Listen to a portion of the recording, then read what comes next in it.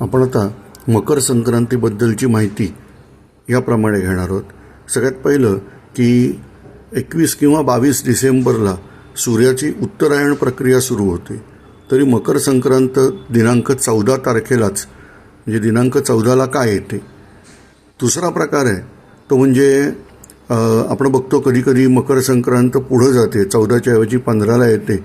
आणि तसंच असं म्हणतात की भविष्यात ती 16, 17, 18 अशी पुढं जाणार आहे. तर त्यामागचं कारण काय. आणखीन एक प्रकार आहे तो म्हणजे हा एकच सण आपला असा आहे की जो ग्रेगरियन दिनदर्शिकेप्रमाणे म्हणजे आत्ता जे आपण प्रचलित कॅलेंडर आहे तर त्याप्रमाणे येतो आहे. तर यामागचं कारण काय. तर ही सगळी उत्तरं आपल्याला ही जी काही मी आता तयार केलेली फाईल आहे अर्थात ही ChatGPTच्या मदतीने केलेली आहे तर त्या आधारे आपल्याला हे मिळेल. धन्यवाद.